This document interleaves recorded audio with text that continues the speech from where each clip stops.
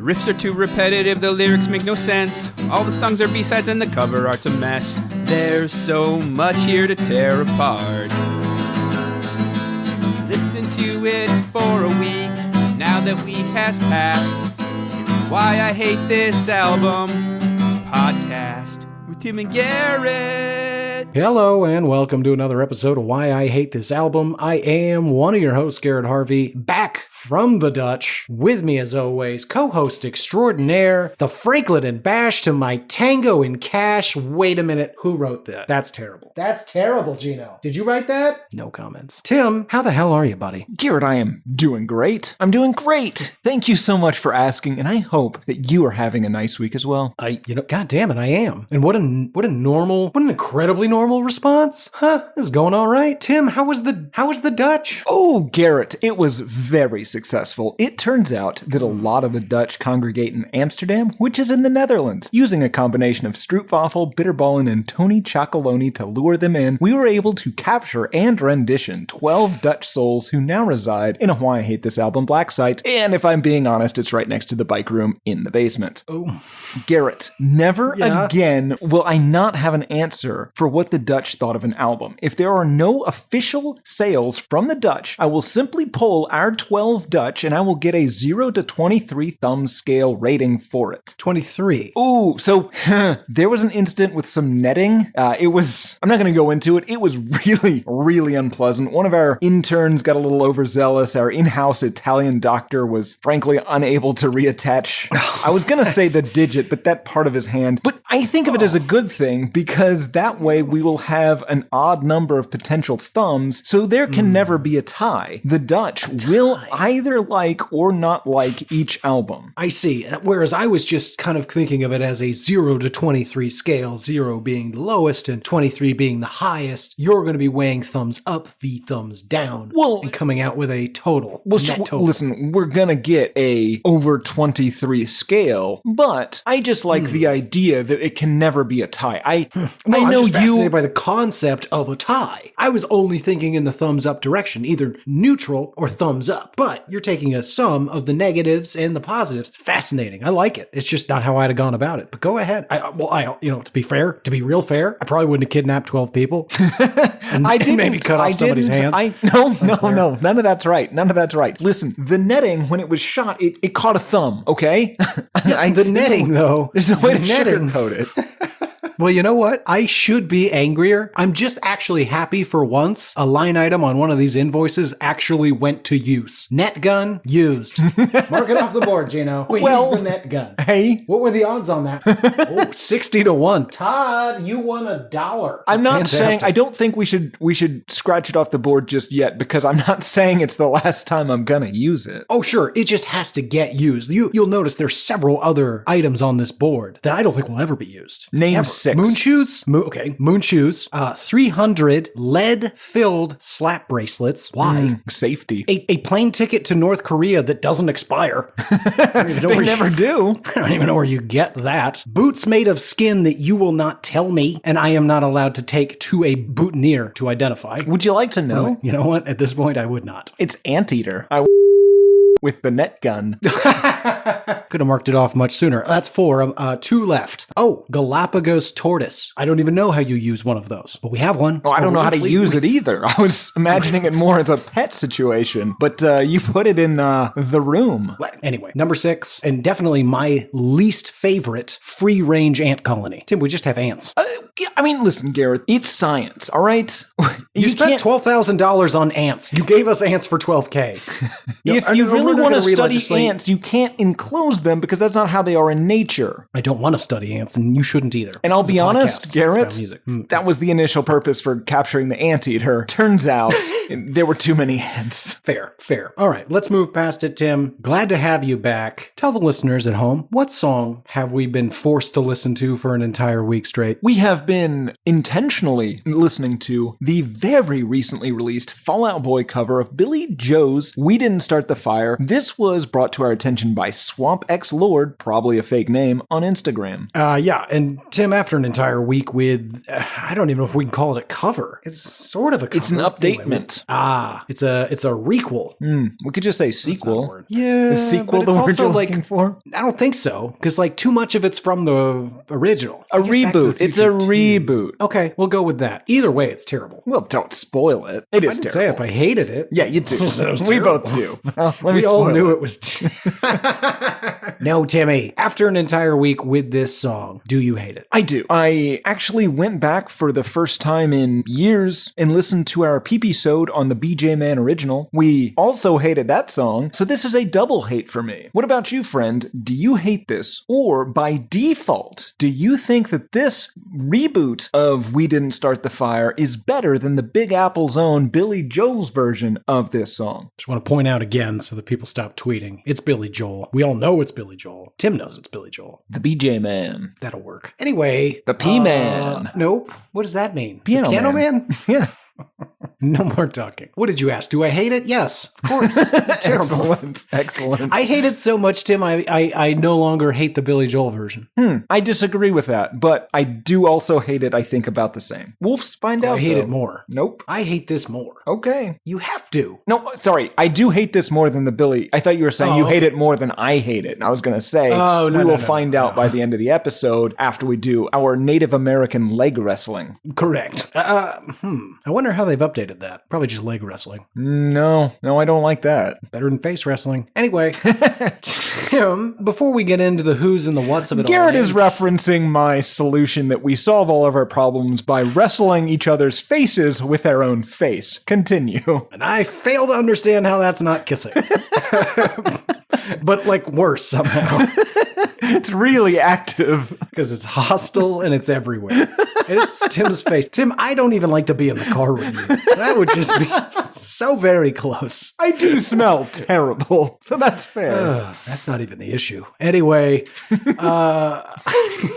prior to this week, Tim, had you ever heard this song before? Did you know it was coming? What's your experience with the Fall Out Boys? I was unaware of this until it was recommended to us. I had never heard the updated version of this. Obviously, I'd heard the original for the first time at a middle school talent show on May 10th, 1995, a story I relayed in our now classic Prepisode number 68. Yes. We Didn't Start the Fire? I forgot the title. Hopefully. But we did also maybe create this song, Garrett. In that episode, Mark Peterson of YouTube mentioned in our What Did People Think of It section, he wanted an updated version, saying, "Great song. I played this on the radio back in 1989 when I was working Top 40. I wish there was an addition to this hit that covered the last 33 years and bring us up to date. Maybe I could write it and submit it to Billy Joel. Maybe something about Russians in the Ukraine." And we know, Garrett, that Pete Wentz is a fan of this show. He listens weekly. He might have gotten the idea for this trash from us, from this very show, because we, I don't want to say riffed on it, but we riffed on it for a bit on that Mark Peterson comment. Oh God, we probably did, didn't we? This, once again, we are in a soup of our own making. I think that's the expression.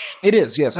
Correct. A real Tony Stark situation. We try to bring joy to the world. Well, I guess he wanted weapons to the world. Safety. We definitely try to bring safety to the world. Yes. And instead, we create our own demise. Yes, with the interns and their weapons, their gun kata. I haven't heard the latest Portugal the Man album. Do you think it's possible that our boy, what was that, our second episode? Our second episode may have in some way influenced Portugal the Man in his their recent endeavors? I mean, it might, because Mr. Gourley repeatedly, I believe you had an email conversation, and then I got his phone number, and long story short, he did not come on the show, as was intended. I wish that was a joke. Yeah, there are no bits, Garrett. The way you just told that story is exactly what happened. Yeah. I had an email conversation with him, and then you got his phone number, and then he didn't come on the show.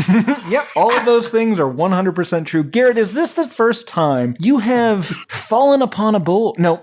Is this the first time you have had your Joel hole filled by these boys? Yes.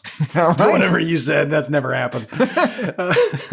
Oh, God. Coming up next, an all-new reboot of We Didn't Start the Fire. Get your Joel hole filled right here on WKBBZ with Fall Out Boy. What? Your Joel hole? You're on fire today. You're Franklin and Bash to my Tango and Cash. Your Joel hole. You know what? You're banned from Europe. Absolutely For not. at least 2 years. Nope. Yeah, okay, so of course I have heard Fall Out Boy. I couldn't tell you any of the songs they sing, but Tim assures me that we did their band before on this very show. So I'll have to take his word for it. So that's your history, Timmy. That's my history. That is to say, we either don't have one or don't remember it or both. But before we can talk about the song itself, we gotta understand a little bit about these boys. Why are they falling out? And more specifically, how dare they think that they can cover Mr. Billiam Joel? So take us on a journey, help us understand who was Fall Out Boy and why didn't they start the fire? This story begins right here in the Big Apple, or New Amsterdam, as these goddamn captive Dutch have been trying to get me to call it, in Harlem in 1937, with the birth of Colin Luther Powell. Born to Jamaican immigrants, Maud, Ariel, and Luther Theophilus Powell, the future secretary, was raised in the South Bronx, graduating from Morris High School in 1954, all the while taking absolutely no interest in music whatsoever. He did, however, learn Yiddish while working at a Bronx furniture store as a boy, a talent that would come in handy only a single time, and that was to, as he said it, freak out a Jewish reporter later in life. He was also a Shabbos Goy in one of the many weird workarounds that the Orthodox Jewish community has for outsmarting their stupid God. Also, as a boy, he rebelled against his parents' desire to call him Colin, instead opting for the more gastrointestinal pronunciation colon, allegedly after a World War II pilot, but we cannot rule out that it was after the large intestine, a subject with which he was allegedly fascinated by to the point of obsession from the age of 11 to 15. Might be that. Okay, I just want to jump in for a second, just really quick. So far, Tim, this is great. You're doing a great job. Excellent. Do not let my interruption shake your confidence. Just a couple notes for the listeners at home. I too am very confused. I don't know what's happening. It appears to be a history about Colin Powell. I am not against that, but I am failing to see how we're going to get to We Didn't Start the Fire. However, I'm going to trust Tim on this one. He's fresh off a trip to the Dutch. Just one more quick note. I don't know if anything he's saying is true. I want to believe that the Colin, what would you call that? Rebelling by changing his name to the large intestine. I want to believe that. I don't think it's true, but I want to believe it. All right, Tim, keep going. This is great stuff. Colin went to the City College of New York, part of the Cooney system, after dark, and was in the ROTC, and decided to be a military guy for life. He was commissioned as a second lieutenant and was trained at what my research shows to be Garrett's alma mater, Fort Benning, Georgia, now Fort Moore, because it was named after a Confederate general for some reason. There he experienced a shit ton of racism befitting the legacy of Henry Louis Benning. If I may, if things are allowed to go on as they are, it is certain that slavery is to be abolished. By the time the North shall have attained the power, the black race will be in a large majority, and then we will have black governors, black legislatures, black juries, black everything. Is it to be supposed that the white race will stand for that? We will be overpowered, and our men will be compelled to wander like vagabonds all over the earth. And as for our women, the horrors of the state we cannot contemplate in imagination. That is the fate which abolition will bring upon the white race. We will be completely exterminated, and the land will be left in the possession of the blacks, and then it will go back to a wilderness and become another Africa. Suppose they elevated Charles Sumner to the president. Suppose they elevated Frederick Douglass, your escaped slave, to the presidency. What would be your position in such an event? I say give me pestilence or famine sooner than that. He seems like a great guy. We definitely should have named a military base after him until 2021. Jesus, like it just got worse. I think it would be okay to have statues of Confederate generals if you put that quote on the plaque. What's weird is, obviously it's all like deeply racist and fucked up. That goes without saying, even though I said it. But what I'm really fascinated by is that there are whole sections of that quote where I'm like, what exactly are we worried about? Exactly? Our women and the... Sure. I didn't get my arms fully around everything he said, but I took some notes. And one of them was that all the white men, specifically, would be Mad Max times for them. yeah. Yes, for Left them. to compelled to wander like vagabonds all over the earth. Right. Which I guess assumes that when black people get the same rights, all of the white people will immediately be displaced by the quality work of black people. But the real comical one is, your wives, your mothers, your daughters, and your sisters, you set these black people free. They will not stop fucking them. What? Why though? But why though? Like, what happened in his life? He made love to a black man once. Well, okay, first of all, no. Two, if anything, the black man made love to him. But three, I'm pretty sure he had a girlfriend, wife, or relative stolen from him. Not physically, but, emotionally. I mean, also, he's just a virulent racist. Yes. So, there's that. It's good, though, that we named a military base after him. Also, not just a racist, Garrett, but, a traitor to our nation. Oh, right. Yeah. Sedition. Yeah. Anyway, Golan went to Germany and then Vietnam in the early 60s, where he stepped on a punji stake and got sent home. He returned in 1968. He was in a helicopter crash and was honored for rescuing 3 people from the wreckage. He was then charged with investigating the My Lai massacre, in which, and I'm quoting here, soldiers actively hunted, herded, and killed elderly people, children, infants, and raped women, while other soldiers looked on and did nothing to stop the massacre. An estimated 350 to 500 unarmed civilians died in My Lai. Unfortunately, Jesus. Garrett, Colin Powell, a recently assigned deputy G3, investigated the allegations described in the My Lai massacre letters that initially brought this to everyone's attention. He proved unable to uncover either widespread unnecessary killings, war crimes, or any facts related to My Lai. So he just kind of whitewashed the whole thing, saying he didn't believe the story because, and I'm quoting here, relations between American soldiers and the Vietnamese people are excellent. According to who? American soldiers. I guess him.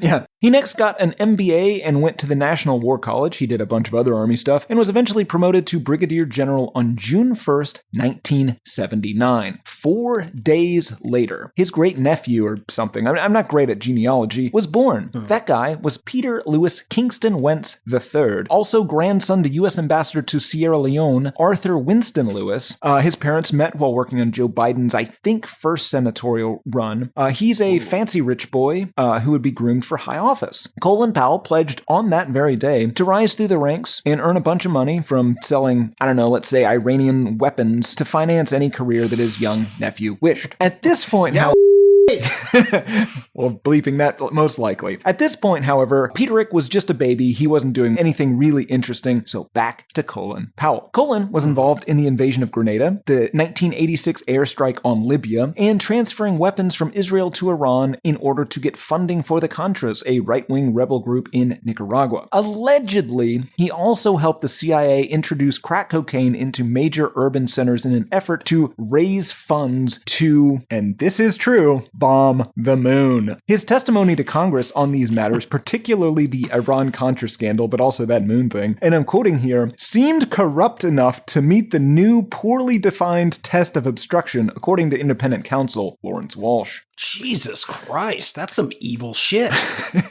Bomb the Kind of moon. a gray area, don't you think? You want to bomb the moon?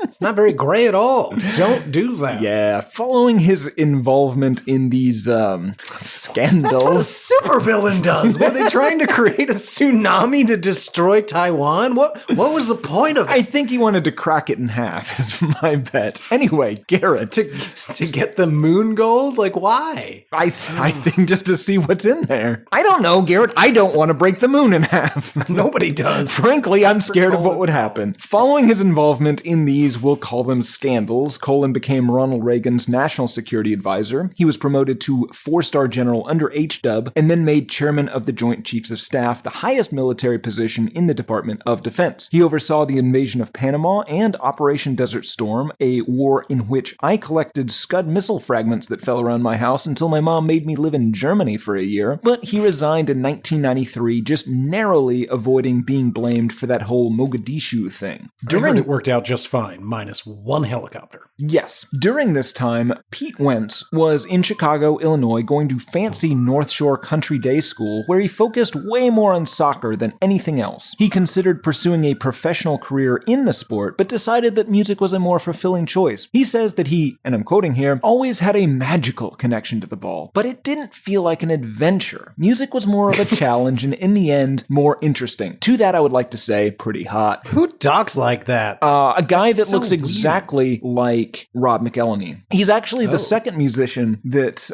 there's some other guy. I'm not a perfect person. Yes, that guy. Whoever that guy is also looks like. It might be Pete Wentz. Anyway. No, it's not. It's Huber. Der Huberstank.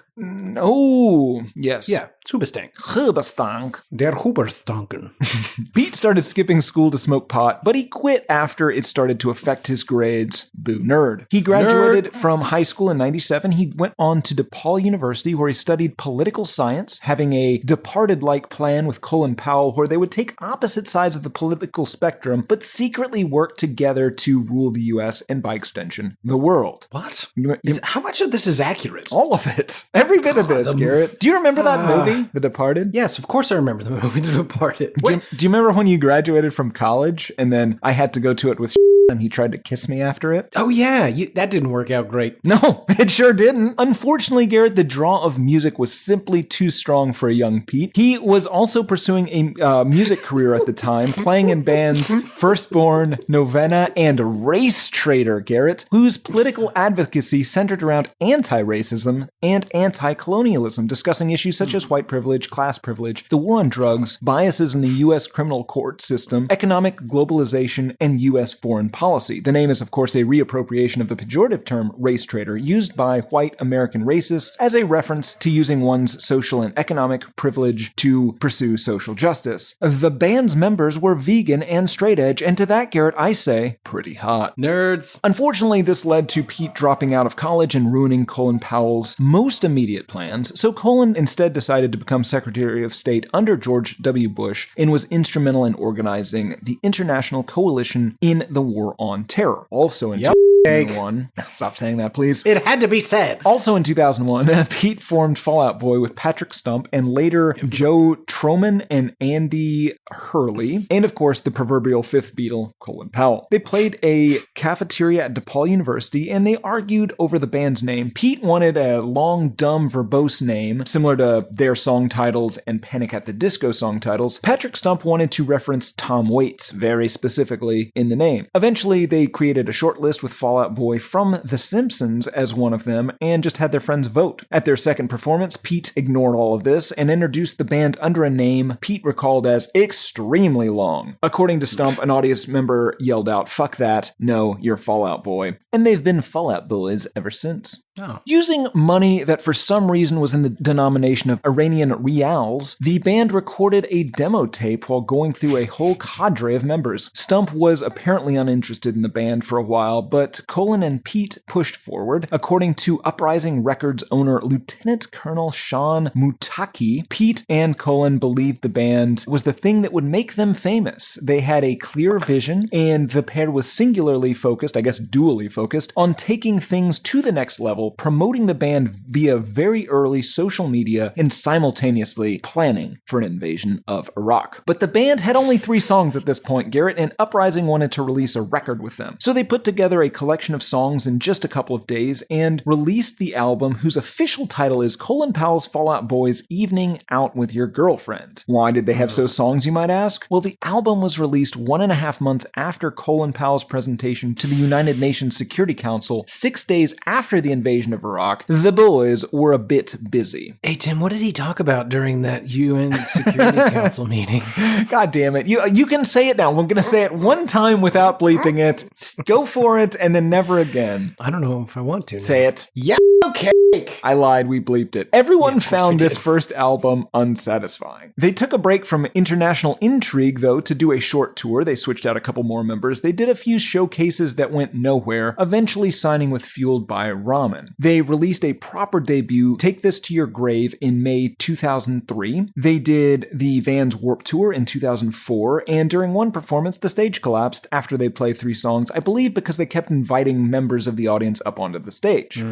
So they released an album on, what was it, Interscope, probably? Fueled by Ramen. Well, isn't Fueled by Ramen Pete Wentz's label? I think it existed before them. Because when we were talking about Panic at the Disco, I could have sworn you said they were signed to Pete Wentz's label. I think Fueled Pete Wentz recruited them to the label. I see. Yeah. Okay. Doesn't matter. Who gives a shit, right? Yeah. They recorded From Under the Cork Tree in late 2004, early 2005, right as Colin Powell was forced to resign from the Bush administration he held so dear. At the same time, in parallel, Pete had an emotional breakdown. Distraught over what he saw as the future of his band, his uncle, his own self-doubt, his own mortality, and the recent Indian tsunami. So he drove to a Best Buy parking lot, took a big old handful of Ativan, and just kind of waited to die. He was rushed to the hospital, he had his stomach pumped, and he moved back into his parents' house in Chicago. The band toured the UK without him, and he and his uncle put some work into the career of a little-known band known as Panic at the Disco. How weird. So were they not very, so Fall Out Boy wasn't that popular when they started helping out Panic? No, it was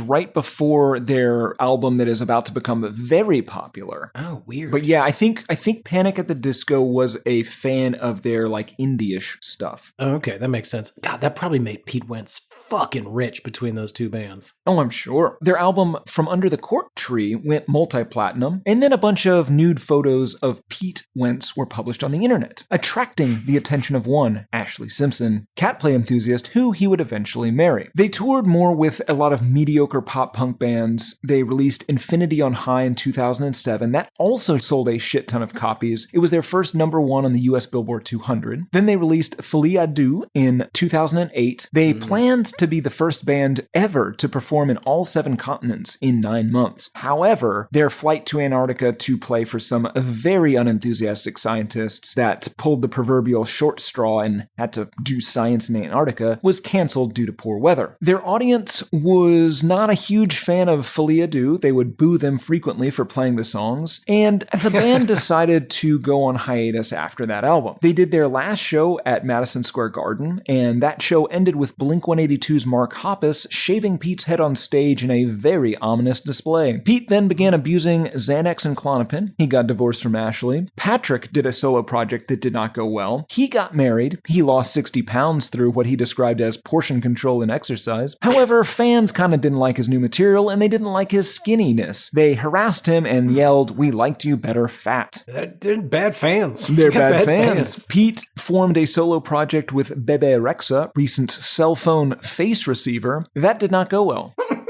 It's a funny way to refer to her. Cell phone face receiver. The band, though, Garrett, got together after Colin Powell wrote Pete a letter from Patrick and Patrick a letter from Pete asking each to meet each other in the studio in 2012, an idea he came up with after watching the 1998 Parent Trap remake. R.I.P. Natasha Richardson. The Fall Out Boys decided then to... Well, she's not dead. Sure she is. Natasha Richardson? Yeah, she died after she ran into a tree and had a subdural hematoma. Oh, God, you're right. Yeah. Jeez, what a bummer. Yeah. I've got some bad news for you for the second week in a row about Colin Powell. Fall Out Boy decided to save rock and roll. They released Save Rock and Roll in 2013. See our now classic episode 89 when I may or may not have had COVID-19. In 2015, Fall Out Boy released American Beauty / American Psycho. Then they released American Psycho again, a remix album with a different rapper on each song. Stay tuned for that episode. In 2018, they released Mania and they toured with Jaden Smith. Then they released the EPs La Mania, like Llama and Mania. Little Mania. Little Mania. And Life I think you have to throw up while you do it. Nailed it. In 2019, they were sued by Furry Puppet Studio for overuse of llama puppets. See, Garrett, they were allowed to use llama puppets for a single music video. However, they started using them in a bunch of music videos. They sold merchandise with these llama puppets on them, and they took them on tour with them. Then they did Hella Mega Tour with Green Day and Weezer. COVID canceled some of that. Now, unfortunately, Garrett, speaking of COVID, Colin Powell, who was being treated for multiple myeloma and also, I believe, the early stages of Parkinson's disease at Walter Reed, died of COVID in October 2021 at the age of 84, leaving Pete adrift. Following the customary customary 1 year of mourning, Pete re-entered the studio and began work on the album So Much for Stardust, an album about and dedicated to their lost patron. It was released March 24th, 2023, and a tour in honor of Colin Powell began on June 21st, 2023. That album features a song, The Pink Seashell, written in part by Ethan Hawke, that is a direct tribute to Colin Powell. It also features the songs God damn you. Love from the Other Side, obviously a reference to Colin Powell being on the other side. Heartbreak Feels So Good, that one's obviously about Pete's feelings of loss. What a Time to Be Alive, about the changes in society, really the we didn't start the fireness of the changes that took place over the course of Colin Powell's 84 years. And of course, I Am My Own Muse, a song about how Pete must carry on without his support network. They also recorded a version of We Didn't Start the Fire in 2023, La Face. Okay, Shia LaBeouf, get that out of the way. I really enjoyed the history. Oh, good. I didn't enjoy the Fall Out Boy parts. Oh, yeah. And I don't like that it could have been done in half the time without the Colin Powell parts. I could have been done in 3/4 of the time without the Fall Out Boy parts. Good note. Okay, next time we do Fall Out Boy, just stick to the Colin Powell of it all. But still a healthy history, and I remain very skeptical of most of the things you said. All true. But okay, well, we'll just agree that you're probably lying. So, that out of the way, that brings us to the song itself. Before we say another word, let's give everybody a taste. Gino, fire this thing up. Play the song. Michael Jordan 23, you two killed MTV, SpongeBob, Golden State Killer guy. Kind of shitty. Like, we all know We Didn't Start the Fire. If you don't, then you're going to have a really bad time today. It's that, but a cover and with new stuff. And the new stuff, man. We'll get the new into stuff. that. Let's talk music first. Yep. It's basically exactly what you'd expect, right? It's a pop punk cover. It's a little bit sped up, I think. It sticks to the melody. It's a little bit different instrumentation. The original was a little bit more kind of new wavy, I guess, is a way to describe it. But yeah, it's a slightly more pop punk version of that. Yep. And not better off for it. Nope. It's 1 minute and 17 seconds shorter than the original, which is nice. Oh, I do appreciate that. It's still not short enough. And musically, it's not atrocious. It's just not necessary. Yes. I'm trying to think, is there anything else to really say? You summed it up perfectly. It's a pop punk cover. It's a Fall Out Boy cover of We Didn't Start the Fire, musically. Yeah. So let's talk about the lyrics. I have some issues. You want to let's hit the high notes first before we get into the nitty gritty. Sure. So the big one, the overall complaint, Billy Joel, the P-Man, the BJ man. The BJP man. Oh yeah, he does BJPs. Gotcha. What? Nothing, please continue and don't ever tell me what that is.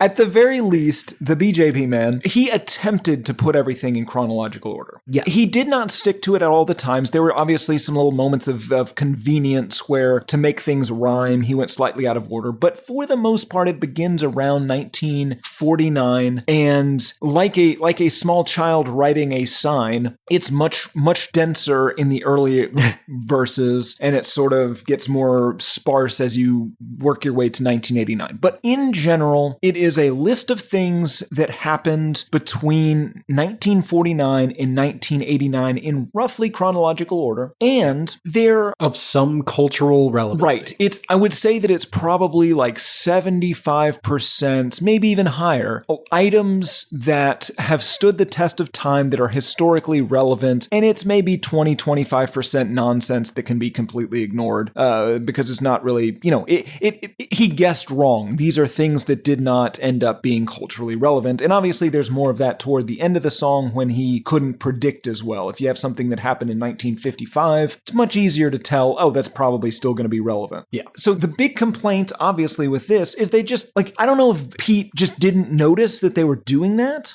He just thought, yeah, I can list stuff that happened. Right. So I don't know if this is laziness or incompetence, if he literally did not realize that he was doing that, or if he's just it's kind of difficult. But I feel like you take a second draft on here, you might maybe at least try.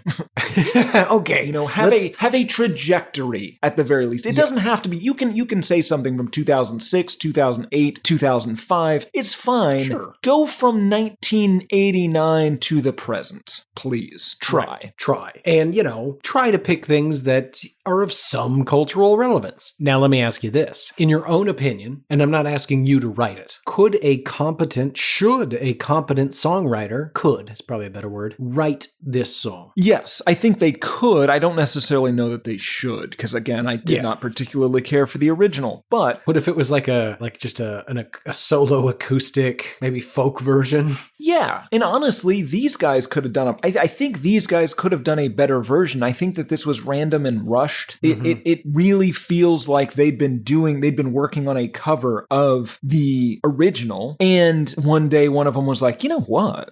I could picture them all jamming in the studio, and they kind of write it, like they're fucking around for 90 minutes, maybe even 2 hours. And then they're like, let's just lay it down. We wrote the whole fucking thing. And they do it once, they record it, and they're all like, it's pretty funny. And like 4 days later, one of them is just scrolling and it's on his phone. It's like, hey, did you release that? Yeah. Why? Because we're done. That was for us. That song's terrible. or like that was the first version to see if we thought we could do it. We were then going to go back and do a series of other drafts to make it good. Well, even more damning is it's not as though different parts of the song have a different rhythm or cadence. It's always ba-da-da-da-da-da-da-da-da-da-da. So if you got all the references, or at least you think you do, just put them in the right order. Like you can kind of fudge the rhyming, and then just figure out the spots where it doesn't work. My point is, it's not that hard. It's just not that hard. Children could do it. You and I could probably do it in the course of this podcast. From the comment sections of this song and of the original, there's a number of people whose middle school assignments were to update this. Yeah, that seems like a really fun middle school activity for a history teacher. And see, that's the thing. It's a fun middle school activity for your history class. Gotta hate them. Oh, Fall Out Boy, you guys really stepped in it. This is not good. And here's the thing. Here's the other thing. And we'll talk about this, I think, more at the end, because I don't want to ruin it for anybody. Not only are, half of these things incredibly inconsequential, there's seven or eight just gigantic things that they didn't mention. Oh, yeah. I'll be very curious to hear that list at the end. What did they miss? Because I didn't do that, and I regret not doing it now. So you're going to have a good list. I'm very excited. Okay, because Tim and I largely have the same complaint over and over again, that is, why is it in this order? And are these worthy or not worthy of being of cultural relevance to be in this song? So we'll read a little bit, we'll take a look, make that assessment, and that's kind of how we'll move through it, because it's really just a list of shit. So we're not going to try to make jokes about it per se. The only other thing is, after we get through each verse, I plan on just saying the dates of each one of the references. Yeah. Just in a string, just to illustrate how incredibly bad they did with this. Really bringing it home. All right. Song begins. Captain Planet, Arab Spring, LA riots, Rodney King, deep fakes, earthquakes, Iceland volcano. Okay. So to start off with, Captain Planet, obviously TV show from the early 90s. Yep. No, don't think that needs to be in here. That's I don't either. Not a thing. I probably wouldn't have remembered. It's one of those things that if you watch that in your childhood, you might remember it. But 30 years from now, when the next bunch of idiots are redoing this song, no one's going to know what the fuck that was. Yeah. Captain Planet doesn't get carried forward. Nobody knows. Yeah. Arab Spring, yes. Absolutely. LA riots, Rodney King, yep, I think so. Absolutely. At least LA riots, if not Rodney King. I think both. Yeah. I agree. All right. Deep fakes. I think so, mostly because that's only going to become more relevant. Well, that's why I pause on it, because it's not yet become a problem. That's but true. It is fascinating. That's true. Yeah, that definitely, because that's 2018, 2019 that became sort of a thing. And you're right. It's a curiosity now, but it's mostly used to put Arnold Schwarzenegger on people. Yeah. No, the next version of this song, once it's destroyed the very fabric of our society, that's when you mention this. You're right. I take it back. All right. Earthquakes. No, of course not. What the fuck is this? This is not an event. This is a thing that has been happening. These are supposed to be things that are unique to the time period. Yeah, there you go. Iceland volcano. Ooh, tough call. I guess. Yeah, I mean, it blocked air traffic. Yeah, sure. I'll give it. Okay, let's keep going. Oklahoma City bomb, Kurt Cobain, Pokemon, Tiger Woods, MySpace, Monsanto, GMOs. Ooh, this is going to get a little tougher. Oklahoma City bomb, of course. Yep. Kurt Cobain, yes. Absolutely. Pokemon. That one I could go either way on, because I think we're biased. I think it is a yes, but we want it to be a no. Yes, I think that it's a yes because it's more more emblematic of Japanese culture becoming more prominent in the US. Yeah, the globalization of culture. I think you're right. Also, I mean, it's made billions here. Sure. Okay. Tiger Woods, of course, changed the game. MySpace, yes, but it's been so eclipsed by Facebook. Yeah. Is Facebook in here? Let me do a Control F. No, Facebook, Twitter, I do not believe are in here at any point. So For some reason, I felt like Zuckerberg's name might be, because that's a good one for a song. yeah, Facebook's not, Twitter's not, Zuckerberg's not. I think Jeff Bezos comes in later, but Yeah, we'll get he there. is. So by our estimation, the verse we just read is arguably the best verse in the song. Every one of those met the is it qualified to be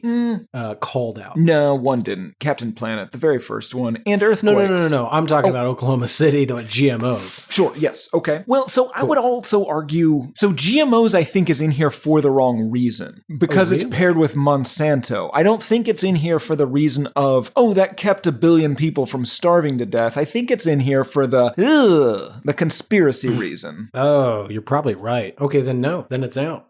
Although maybe the debate itself makes it worthy again. Sure, fair enough, but given what I know about his political beliefs, I think it's in here for the wrong reason. Then, quick shot here. Harry Potter, Twilight, Michael Jackson dies. Okay, I think you keep Michael Jackson definitely, and I think you get either Harry Potter or Twilight, and obviously Harry Potter is the one to choose because people are not going to remember Twilight in 30 years. No, God, I hope not.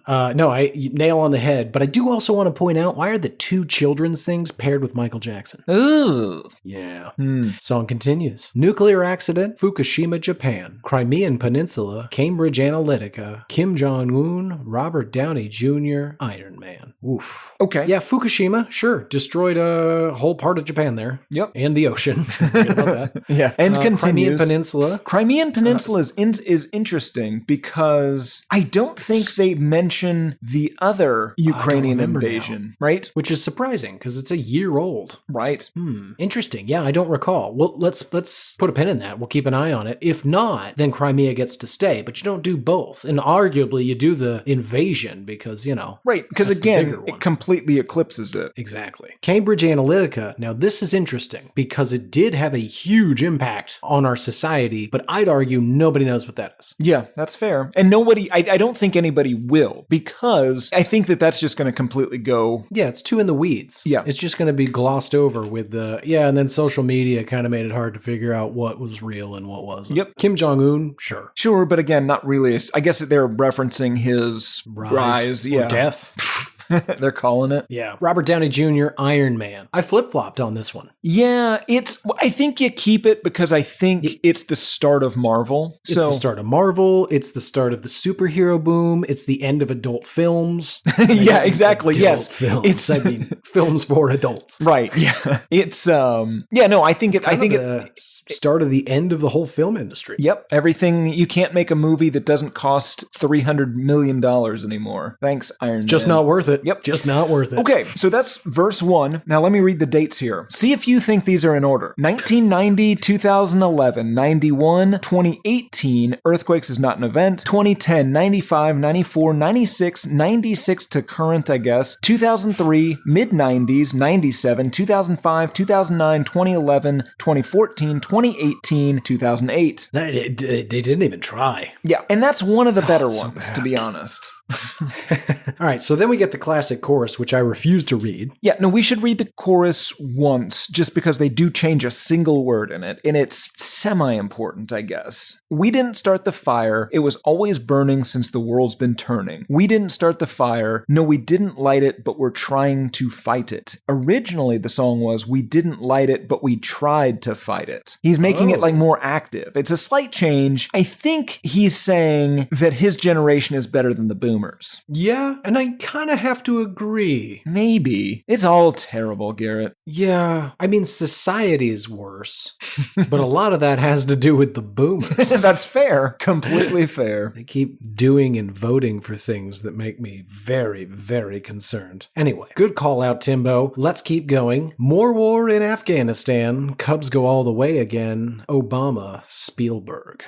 Sure. War in Afghanistan. I mean, sunk billions of dollars in there. Cubs go all the way again. No. 100 years. But do people care? No, I think he cares because he's from Chicago. All right. You know what? I'm going to give him a pass on that one because enough people care. I don't give a fuck. Yeah. Obama and Spielberg. Yes and yes, but for some reason I don't like them here. Yeah, that's fair. But the purpose is to say yay or nay. Well, and we but both say yay. here's the thing. Huge contributions. With Spielberg, that's arguably somebody that is just as relevant in the original song, right? Because it's all that, Fair. all his 80s stuff. He's the good shit. Well, yeah, I mean, you go through like Jurassic Park and Schindler's List. Minority. But, God, I love Spielberg. yeah, fair enough. But I would argue that his genesis is firmly rooted in the 80s, which is not really within the scope of this song. No, in fact, it starts in the 70s with Jaws. Maybe just say, how about you say Jurassic Park here instead? Oh, that'd be so much better. Explosion, Lebanon, Unabomber, Bobbitt John, bombing, Boston Marathon. Let's pause there. It's enough to tackle. Yeah, so they start to, for convenience sake, they just start speaking in Yoda speak. Explosion, Lebanon is not how you would say that. Bobbitt John is not how you would say that. Bombing, Boston Marathon, not how you'd say that. At least they're consistently backwards, I guess, but... Well, no, because before and after that, they are not. So I actually think, despite it being quite the event, the Lebanon port explosion, no one's going to remember that. I agree, and also, when you say Lebanon explosion, it is not the thing I think of, right? There have been a lot of Lebanon explosions, and this is the one that will be forgotten about. Yeah, that's right. Fair enough. Unabomber. Absolutely. 100% keep him. I agree, but my only question is, I didn't realize, oh yeah, okay, I guess so. Never mind. My complaint was I thought that he was more active in the 80s, but I think it was early 90s, actually. No, it was 95. I think, well, he was caught in 95. Caught in Yeah, no, it was like 79 through 90. Yeah. 3. Okay, then he gets to stay. I say John Bobbitt, no fucking way. Completely agree. Completely agree. First of all, if you're going to say anybody... Write in hatepodmail@gmail.com before we tell you who John Bobbitt is. Do you know offhand? Yeah. Probably not. Right. And if anything, you should say Lorena, right? Yes.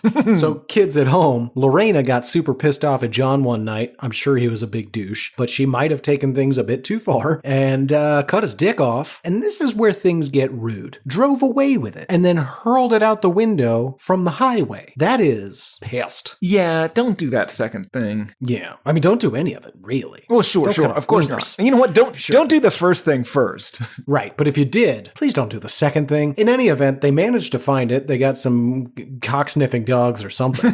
And which I guess is kind of all dogs. God damn it. I just want everyone to know that I also thought of that joke. Oh, good to have you back. Anyway, where was I? Oh, right. This guy's dick. They sewed it back on, and then he made a porno. Did he really? Yeah. You know what? Back in. Man's a goddamn hero. Song continues, bombing Boston Marathon. And yeah, I mean, it's a terrorist attack. Literally 3/4 of my family was there when it happened. Yeah. And not like in Boston, like at the finish line. Yeah. I think That was an awkward day. Yeah, I imagine. Yeah, definitely keep that one. Okay. Balloon Boy, War on Terror. QAnon, Trump gets impeached twice. Polar bears got no ice. Balloon Boy, no fucking way. Absolutely not. Get that right the fuck out of there. War on Terror, of course. Well, here's the thing. They've already got war in Afghanistan. Yeah, but I think the War on Terror is how we justify all those operations. That's fair. Now, here's a little thing that I will say I noticed they left out. I'm gonna spoil this one slightly early. There's no Iraq reference here. There's no like, hey, that's weird. There's no, hey, you remember that time that guy lied to everyone and then we went to war in Iraq? Yeah, you know what's not in here? Okay.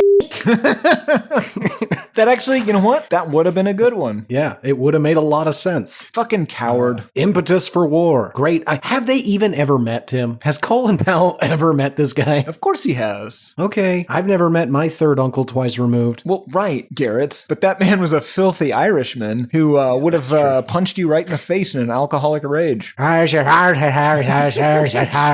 great to meet you too, you fucking... That whole country. What are you guys doing? You're actually lovely, but you have the weirdest names I've ever seen on the planet Earth. Go Google Irish names. It's unpronounceable. Yes. Anyway, back to the song, Tim. QAnon, yeah, of course. Although I'll ask you this, Timmy. Do you think they're nearly as big of a pain in the ass these days? Maybe it's just a rose by another name. It is. The QAnon people are still there. They just don't call themselves that anymore. All right. I don't know if that's better or worse. They're on to the next fake thing. Fair enough. Trump gets impeached twice. How does that simultaneously seem incredibly important and also just very ethereal and almost a footnote? Because it didn't fucking matter. Right. And then polar bears got no ice. They got less ice. No ice is coming soon. Yeah. This might be my least favorite part. Song continues, and here's where I gotta say, he at least follows BJP's lead, and things just get real loosey-goosey. Even more so than it was before. Like, at some point here, I think he just starts listing people. Yeah, and we're about to get right into that. All right. Firefest, Black Parade, Michael Phelps, Y2K, Boris Johnson, Brexit, Kanye West, and Taylor Swift. Can't rhyme Brexit and Swift. Anyway. No. Stranger Things, Tiger King, Ever Given, Suez. Okay, let's pause there. Yep. Firefest? No. No. Black Parade? No. What the fuck, man? Come on. Although I will say, like, the world is trying to tell at least me and possibly you as well, like, hey guys, you need to listen again. Yeah, that's fair. That's fair, but it's not for this song. No, not at all. That's clearly just doing his buddy a favor. Yeah. Michael Phelps, that's a toughie. I'm going to say no. I mean, he's like the most, I guess maybe not the most decorated Olympian, but so he's what? Up there. Yeah, who gives a shit, right? Yeah, listen, he is a very, very impressive guy who swims. Yep, right? Good point. Like, he didn't win like 15 gold medals in, I don't know, curing bone cancer. Awesome. Boy, that would be neat. The Science Olympics. I think it would be very boring. Yeah, we wouldn't televise it. God, that's a great point, though. Like you didn't even make anything. Like, it's awesome. Our podcast at the end, people hate it, but there's a thing. We did a thing. We made a thing. You can go back to it and we can prove we did it. A lot of work went into this thing people hate. Michael Phelps, show me your race. Well, I guess you could show me the race, but like. Yeah, also way more work went into that. I don't know what you know what? Michael Phelps back in. God damn it, I argued my back in. Sometimes I argue against myself. Yes. Y2K, yes. Obviously, it destroyed our country for like 3 years. God damn it. No, it didn't. Boris Johnson, Brexit. Let's take those together. You get one. And it's Brexit. Yeah, because that's going to fuck their country sideways for years. Yeah. Now, granted, Boris Johnson, huge part of that, but subsumed under the umbrella of Brexit. Done. Yeah, absolutely. It's the only man I've ever seen that could be in a completely hermetically sealed room and look like he's in a windstorm. Have you ever heard people talk about, like, right before he goes on stage or something, right before he goes out into, like, a televised interview of him intentionally messing his hair up? No. Yeah, he's a genius. He's just like, yeah, no, I'm a disheveled wreck. Underestimate me immediately. Yeah, exactly. Huh. Kanye West and Taylor Swift. I would argue that individually you could maybe count them. But he says Kanye West and Taylor Swift, he's definitely referring to the specific incident, and I say no to that. Yeah, God, I think you're right. I don't know. That one I'd like to hear the listeners write in. heypodmail@gmail.com. Do you reference them separately or together in this instance? I think you pop the and out, throw a comma in there, and you could keep both of them as it is out. Bold. Hot take. Tim, you get the Flamin' Nachos Hot Take Award. Ooh, I love this. Episode. Hate Flamin' Nachos, though. Did I say Flamin' Nachos? I meant to say Flamin' Cheetos. Or Flamin' Cheetos. Just too spicy for me. Oh, yeah. No. Delicate buds. Stranger Things, Tiger King, out to both, I think. Oh, I think Stranger Things might make the cut. Okay. Might. Tiger King, no. It was a weird thing. Like, everybody watched Tiger King. Yes. But, like... won't be remembered. Where's Stranger Things, despite it coming out maddeningly slow, when it is all done, it might be a pretty solid collection that gets, like, shown to children. Okay. And then the last one here is Suez. Ever Given Suez. I say no. Really? Here's why. Okay, go ahead. I had to Google Ever Given. Okay. I was like, Ever Given? What's Ever Given? And I was like, oh, that's the name of the ship that blocked the Suez recently. Right. Okay. The only reason I think this should stay in is because the Suez Canal made an appearance in the original song. Ooh, I do like that symmetry. Exactly, yeah. I think maybe just Suez. Maybe it was the Panama Canal, though. No. It was Crisis in the Suez or something. Panama Canal. I don't know. Feels good. Panama Canal. Feels good. I think it sounds better than Suez Canal, but I don't think that's you're in the right. song. Panic in the Suez. Yeah, something to that Something effect. like that. God, maybe they're both in there. Anyway, okay, done with verse 2. Let me do some dates. 2001, 2016, 2018, 2020, 95, 93, 2013, 2009, 2001, 2017, 2019, 2021. I don't know, Polar Bears Got No Ice, unclear. 2017, 2006, 2008, 2000, 2019, 2020, 2009, 2016, 2020, 2021. I would argue, not in order. Yeah, no, I think you firmly made your case. I'll be curious when we listen back to this whether or not you keep this in. It might be mildly pedantic. Don't care. Fuck this song. Fair enough. Okay, then we get the chorus again, and things are about to turn really unpleasant. Sandy Hook, Columbine, Sandra Bland, and Tamir Rice. These are very much in the same theme, so let's tackle them together. And I am actually having a hard time delineating whether or not this should be there because, yes, Sandy Hook, I think probably. Columbine at this point, is it only relevant as the starting point? I think it was the first big one. It was the one that brought everything into like the public consciousness. I think that was a huge event at the time. Oh, it was. But much like the other ones that then wash out the previous incident, like your Crimea Ukrainian invasion, the fact that we have mass shootings and school shootings weekly. Yeah, but everyone remembers Columbine. Yeah, that's fair. Everyone remembers Columbine. Sandy Hook I put in there because it's just the most fucking upsetting. Yeah, that's fair. Just like it's just. And I think that works too because mentioning two of them so far apart, like two huge ones, and then you're realizing it's just and also there's so many others that they could have mentioned. I think the fact that they mentioned two works. Yeah, and spacing them as they did in the proverbial like start of this all in a more recent time does give you the sense of a range. Love it. Sandra Bland and Tamir Rice. I think we keep these. ISIS, LeBron James, Shinzo Abe, blown away. I gotta pause here. If I'm LeBron James, I am immediately calling Fall Out Boy and being like, hey, can we get me out from in between ISIS and an assassination?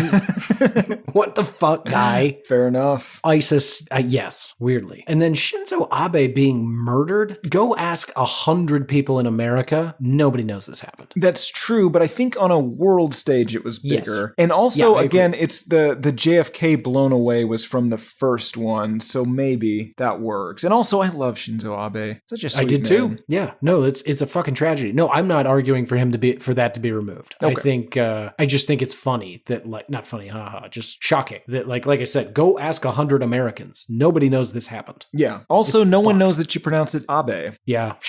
Including several people that have worked in our U.S. government. Song continues. Meghan Markle, George Floyd, Burj Khalifa, Metroid, Fermi Paradox, Venus, and Serena. This is all over the map. Yeah. Meghan Markle? No, she's in USA Suits. I don't care who she married. Yeah. That's nuts. And okay, so Fermi? 1950. Why is the Fermi Paradox in this? Yeah, exactly. I assume there was something that was validated. We still haven't found aliens. What the I don't know. Yeah, I don't know. Burj Khalifa. And Burj Khalifa, I guess it's impressive and Tom Cruise climbed it that one time. That's why it's in here. Fair enough. Meteoroid, that's 1986. That's in the BJ timeline. Not Meteoroid. Metroid. Metroid's in the BGP timeline. I played it. And then Venus and Serena. Yeah, absolutely. Yeah. Although one of them more than the other. Man, I think it's super impressive that it's two of them. And I don't know if you ever watched that Will Smith movie, but there's so many more children. I did not watch that movie. Oh. I heard it was good though. Yeah, pretty good. He's a good actor. Song continues. Yeah, he is. Good slapper. Yeah. Oh, speaking of slapping, Garrett, you know the pickleball courts in our Big Apple Central Park? Yeah. Yeah. So they also play handball there. Now I've seen this. Yeah. When fascinating game. People come out of that. Oftentimes they're carrying backpacks, which obscures whether they have a racket or not. Yep. I will tell you for your own good, because you're a guy that loves getting in slap matches with people, do not get in a slap match with a handball player. Ooh, good It makes your slaps, and I want to say, your slaps are great slaps. Thank you. You slap in the top 3% of all slappers. Thank you. You would not win this slap competition.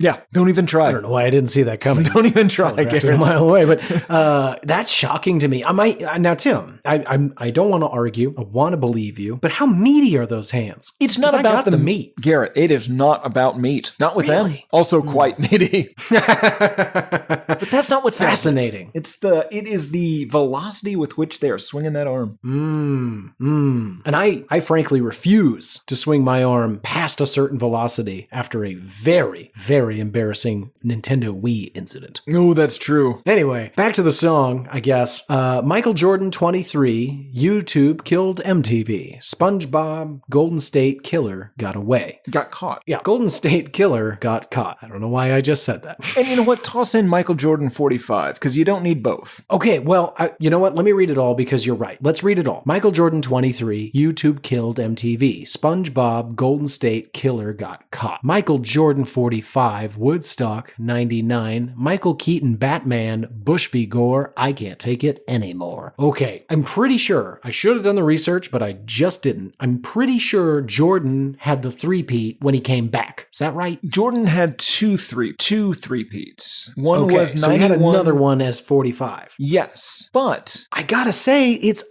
Tim, he might be that good. Like, he might be worthy of being mentioned twice. Like, Okay. He was so good, and then he came back and he just fucking did it again. Fair enough. After a very embarrassing thing with some baseball, possibly in order to pay off some debts to some people that might have killed his dad. allegedly. YouTube killed super MTV. allegedly. I say no. I think YouTube you could put in here, but YouTube didn't really kill MTV. MTV killed MTV. So no. Yeah.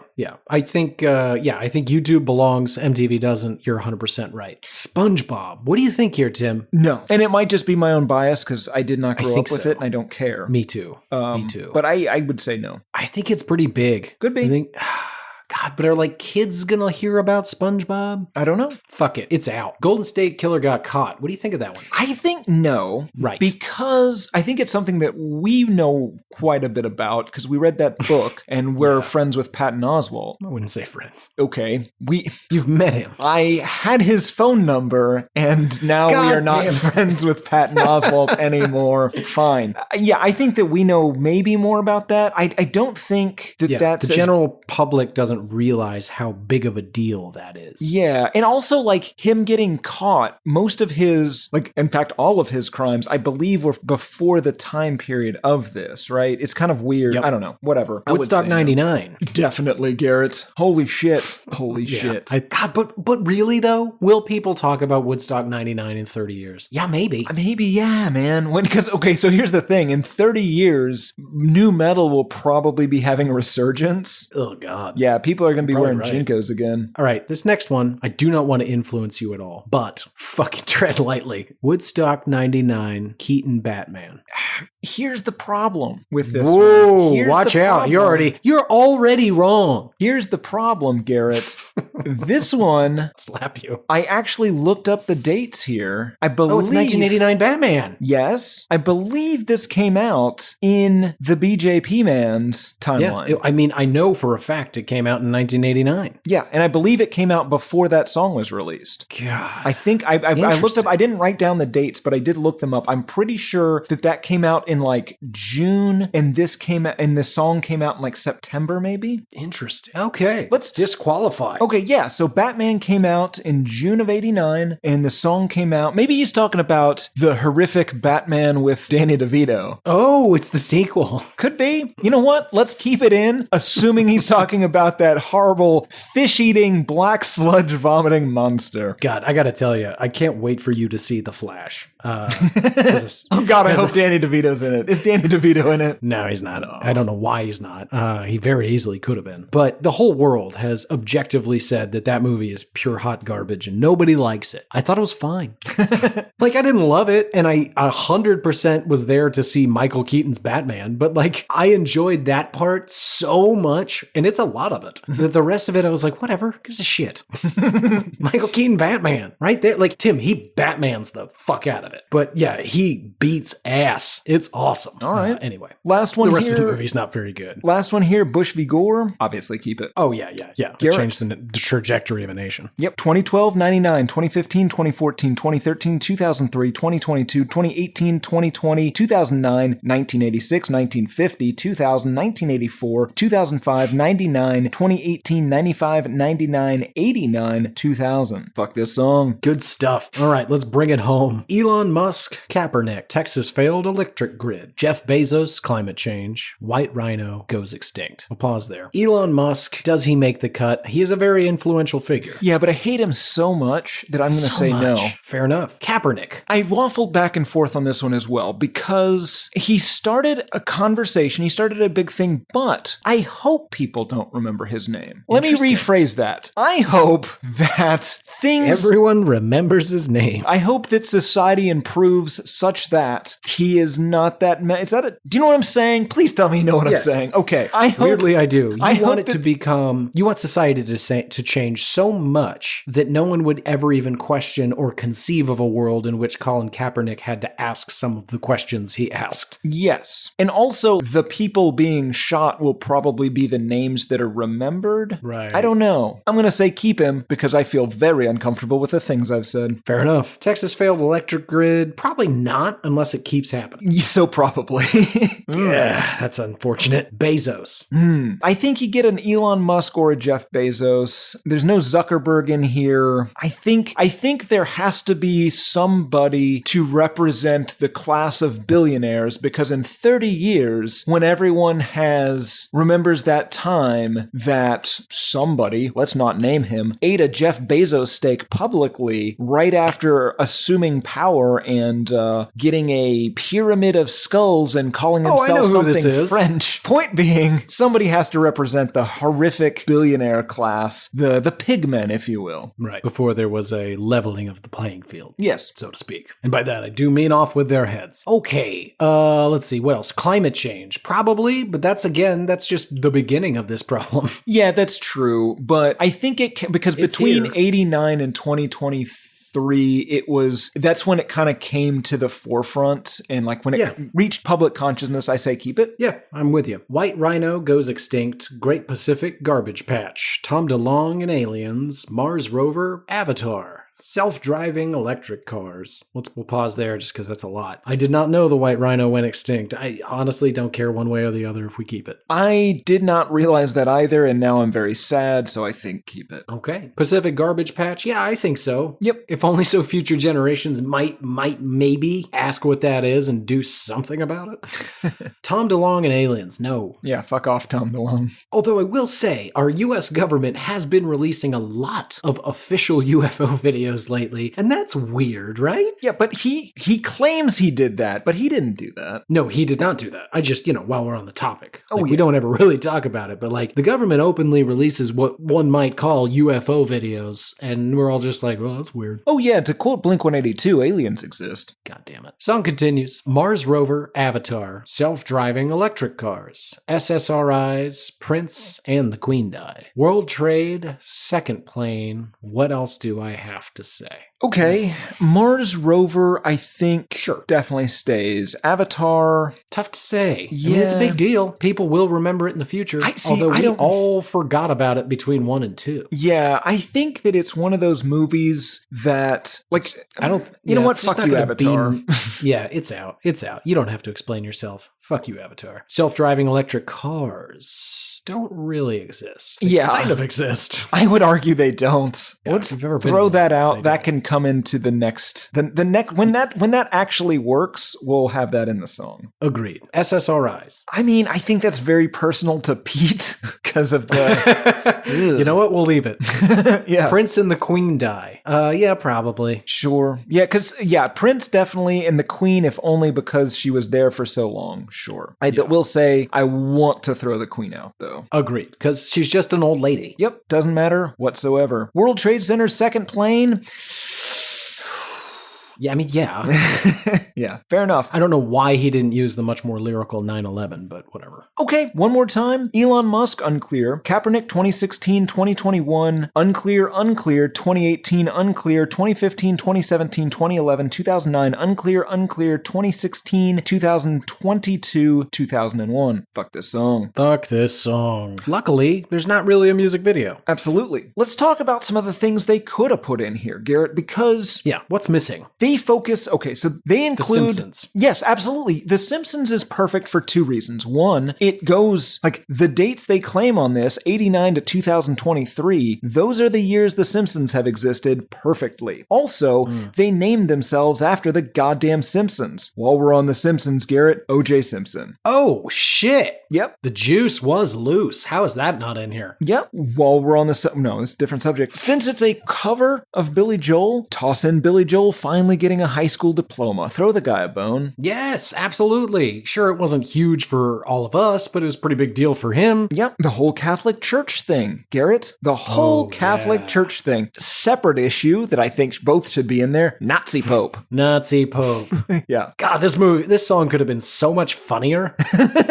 Yeah. Futurama Nazi Pope. The end of the Cold War / Berlin Wall. Yeah. Well, Berlin Wall, I guess, was 89, right? So that probably is BJP Yeah, that timeline. might- But end of the Cold War. Yeah, definitely. Yeah. The entire Gulf War is left out of this. Yeah, that's weird. The Iraq War was left out for obvious reasons. Sure. 2016 Nepotism. election seems big. I mean, I guess you don't really Yeah, right? fuck Trump, but, whatever. Garrett. January 6th. January 6th. Absolutely. Insurrection's a great line. Sure. Garrett, the one I really have to ask, though, is does Pete Wentz not remember, or did he never know about COVID? There is no mention of COVID in this song. Oh, wow. Huh. None whatsoever. Not even like a vague reference. Yeah. That could be... You could have said lockdown, Yeah. masks, hand sanitizer, anything. Yeah. Nothing. Weird omission. Now, okay, devil's advocate, quick DA on you. Maybe he just was like, you know what people don't need to hear about? Sure. The thing we just got done with. But this is a song for posterity. They released it. Right. This is a song for the next 30 years, allegedly, for people to listen to and be like, oh, yeah. You're 100% right. You can't not include it. It changed society and the world forever. 30 years from now, looking back on it, it's going to be like one of the 4 biggest events since like World War II. Yes. Like one of the permutations of that one particular event will be, and that's how we ended up with a lizard president. Ooh. Do you mean It'll be a metaphorical? while. No. Oh my God. I would like What to... I don't know is if he's lizard and man, or if we've just straight up elected a goddamn iguana. Oh, I assume it will be in a suit and man-sized. And this is the point I would like to say. With the intelligence of an iguana. Yeah, either way, intelligence of a Dangerous. man or of an iguana, I would like to pledge my loyalty to our future lizard president. Please don't eat my head. Smart move. Tim, how did this do? Well, Garrett, this hit number 94 on the US Billboard Hot 100, number 85 in Canada, number 20 in Japan, number 8 in New Zealand, number 52 in the UK. Now, we do not have any Dutch sales figures, so I went down to the basement, that room right next to the bike room in our building, to the false wall. I pushed the third panel, and I went right in. I asked the Dutch what they thought. I asked all 12 of them after playing it repeatedly for them. The Dutch, Garrett, gave this 14 out of 23 thumbs up. They kind of like it. That's better than half, and I assume it's a language difference issue. How many of them just wanted food? Well, I feed them. Garrett, I brought back cases of Bitterballen and Stroopwafel. That's all they wanted. That can't be true. That's I all they're hope you're at getting. least walking them. Good stuff, Tim. The new system's already working out brilliantly. What did people think of it? Well, there are exactly 0 reviews and ratings on Amazon. Moving on to the Fantastic. YouTube comments. Wendy Edman, 4413 2 weeks ago. There's just something so ironic to me that this was released 6 days before July 4th. So enjoy your day off, folks. We've been through a lot. Ironic? What could that possibly mean? I don't know. I want to know. I want to understand, but I think it's nonsense. Oof. Well, I'm sure that wasn't the only crazy person. What other YouTube YouTube comments have you put together? James Carney 3811 5 days ago. OMG. Thank you. My daddy would have loved this. It's like I'm letting him know what's been going on since he's been gone. He's loved himself some Billy Joel. I don't understand what he means. Coy Keaton 2284. You must like this guy. I don't think so. I was just jamming out until World Trade Center's second plane, what else do I have to say? And I was in 9th grade watching the second plane hit live again. Holy heck, that was an intense rush of emotions. Why is 9/11 in every episode? Well, this episode has like 30 references to it. Yeah, that's not our fault. Cowboy Storm Chaser 3 weeks ago. I love this. Definitely you. Because I was born in June 1989, so the song perfectly encompasses my lifespan. Surprised that the Russia/Ukraine war, COVID, and 2020 election didn't get any mentions. Guess they didn't want to make the song too depressing. I mean, there's maybe some facts to that. Fair enough. At Caleb Peters 3378 6 days ago, I love the line World Trade Center second plane. What else do I have to say? The second you hear those words, you know what they mean. Which you could say about most words, I guess. Right. Yeah. There was really only one word in here I wasn't certain about, and it was the name of a boat.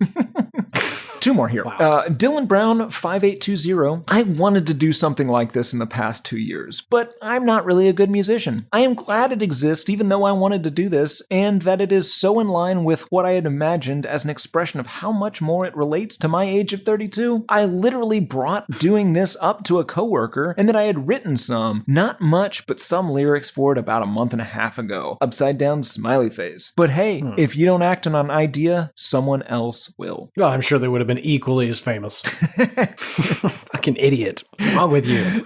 Darkness Draws 3 weeks ago. I just found out this existed. My mom and I would listen to the original all the time when I was younger. We still do. All my life, I have been wondering when an updated version would show up, and you guys did it! Oh my god! Words cannot express how happy I am. I have been listening to you guys ever since I was little. The first song I ever heard was Sugar We're Going Down. So thank you for basically making my childhood and kicking off my adulthood. This is great. All my life, I've wondered when someone was going to make the sequel for the next 30 to 50 years. All her life. Yes. Hey, Emily, what are you thinking about?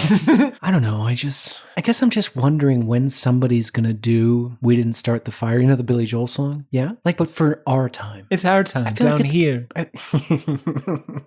It's just for you. I mean, and the thousands of people who have seen Goonies, but whatever. Great stuff, Tim. Those people are mentally unstable, and that is to be expected. Which brings us to final thoughts. Is there anything you'd care to share with the listeners at home, the viewers, if you will? And yes, we know some of you are viewers. Anything new you've gleaned after this discussion? I would just like to apologize for going through every one of these goddamn references and saying whether or not they're good, and then for listing the dates for everything. Right? They made us. Took too long. Maybe we'll cut half the song. They should have. Anyway, let's get down to it, Timmy. Do you still hate this song? I do. This sucks. What about you, friend? Do you still hate this song? Samesies. All right. That brings us to listener mail. Tim, do you want to go first or you want me to? Oh, I would love it if you went first this week, Garrett. Okay. My email this week is entitled R.I.P. Kelsey. Ooh.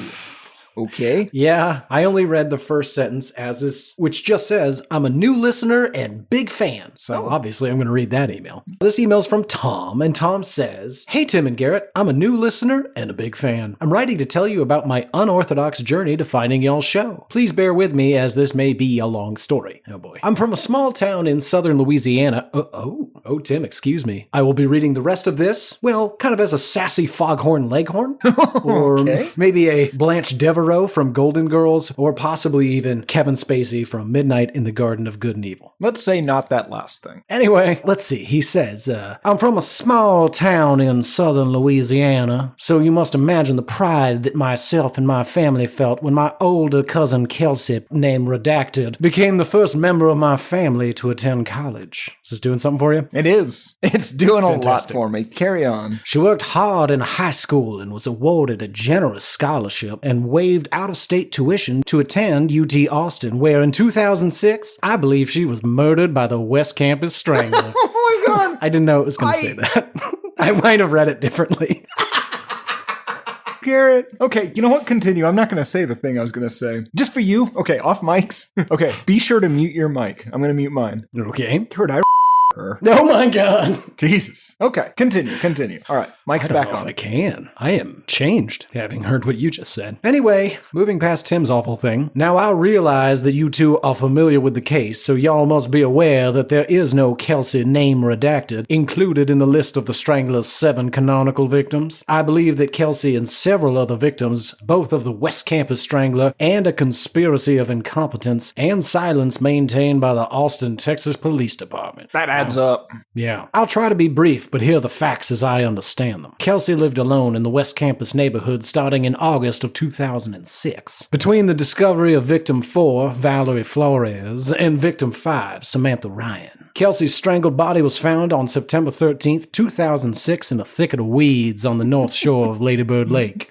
I definitely remember her. This is detailed and damning. This is where things get interesting. The police refused to investigate her death in connection to the West Campus Strangler murders. According to the police, the crime scene didn't fit the Strangler's M.O. All of the Strangler's official victims were left at the scene of the crime, and Kelsey's body was supposedly found outside of his or her hunting grounds. I believe that Kelsey was murdered by the West Campus Strangler in her home, and in a capricious whim of madness, the killer transported her body to a second location. Capricious whim of madness. Tom, well done. It only makes It's sense all- in this accent. That's true.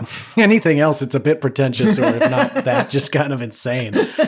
I assume he sounds just like me. Yeah. It's already incredibly tragic, but I think it goes well beyond that. Between the years of 2007 and 2009, 5 other strangled bodies were found by joggers and nude swimmers in and around Lady Bird Lake. Only 3 of these deaths were ruled as murders, and none of them were connected to one another or to the West Campus Strangler. The police seem to be purposely turning a blind eye to the obvious implications. I believe that the West Campus Strangler has killed at least 6 additional people, including my beautiful and talented cousin Kelsey. I will keep y'all updated on any new information I turn up in the future. Tim and Garrett, thank you for keeping the memory of the Strangler's victims alive, and for y'all's continued pursuit into the sick individual's identity. I know this is a very cold case, but hopefully we can get some answers together. Love the show, Tom. I'm not going to read the PS. There's a PS, I'm not reading it. It's personal, and that's just for us. Also, there's some typos.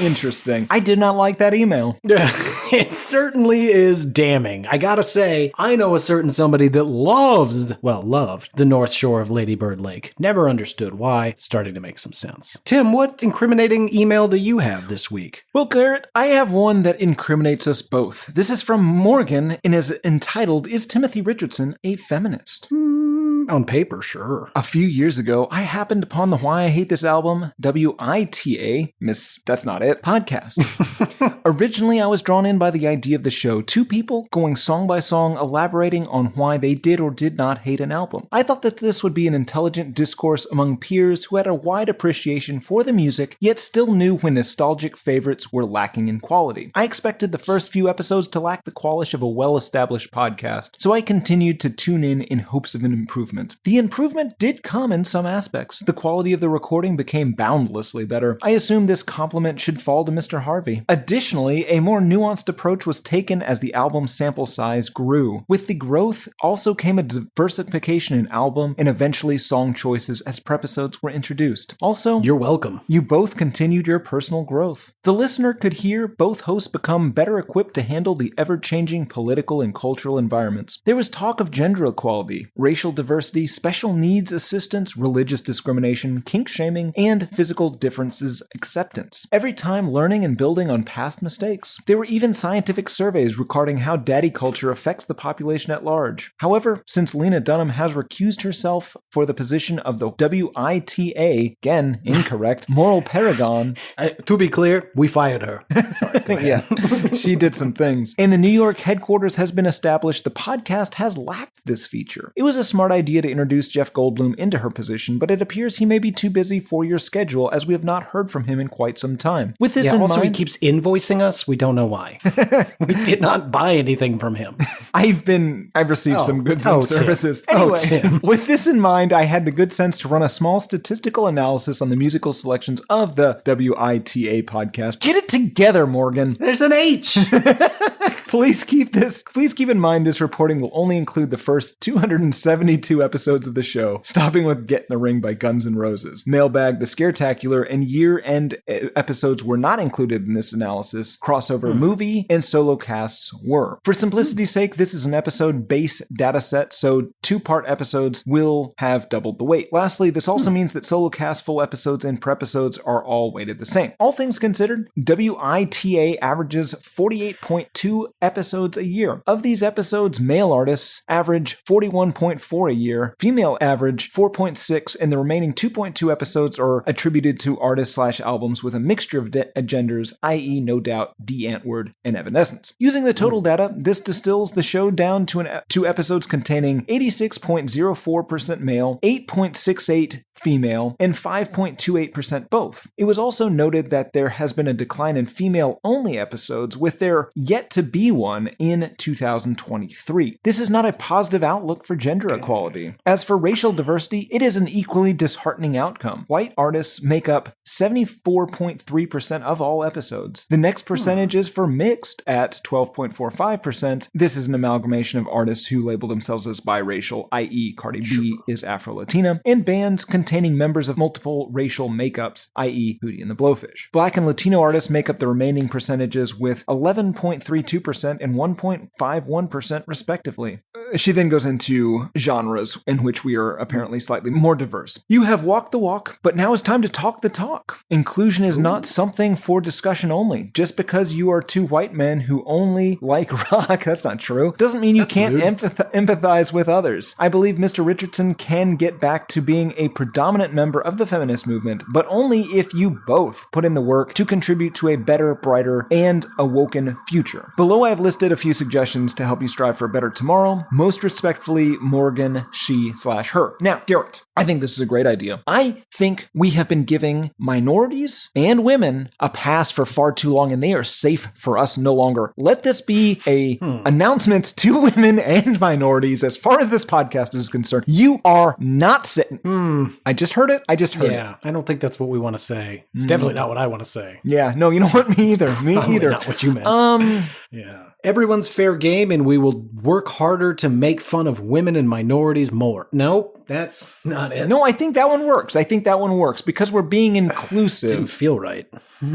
We'll do more non-white guy albums. Because we hate them too. I think we should just agree that we also hate women and minorities. Nope, that's worse. That's definitely not That's worse. That's the second worst.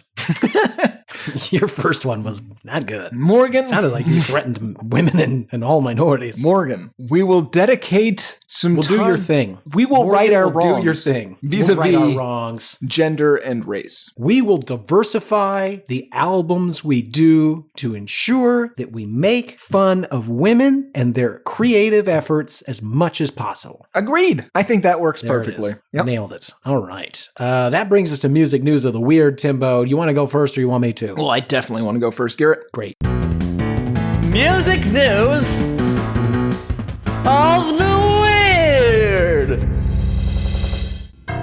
In Taylor Swift news. Oh boy. Careful. Tay-Tay continues her project of re-recording her own material so she can make money off of it after she was, in her defense, at like 15, outsmarted and outmaneuvered by Scooter Braun. Anyway, most of her music is, of course, as we all know, spiteful swipes at people she definitely only dated to drum up material for her music. Oh god. Including the song Better Than Revenge, which is allegedly about Joe Jonas and Camilla Bell, and goes, in the chorus, "She's not a saint and she's not what you think. She's an actress. Whoa. She's better known for the things she does on the mattress. Whoa." Garrett. Rude. This is slut-shaming, and it is not appropriate for today's woke culture. Yeah, you and I would never do this. Absolutely not. We say the more fucking the better. Always. Sure, yes, okay, sure. With some caveats, obviously. Let's just move past whatever you're saying. The point is, I have already changed the description of the podcast. I'm sorry. Jesus Christ. Anyway. When it sounds right, it sounds right. Anyway. Tay-Tay, though, knows this, Garrett. She is in step with our society. This song currently in the re-recorded version goes, "She's not a saint and she's not what you think. She's an actress. Whoa. He was a moth to the flame. She was holding the matches. Whoa." I mean, that's less damning. It's also less rhyming.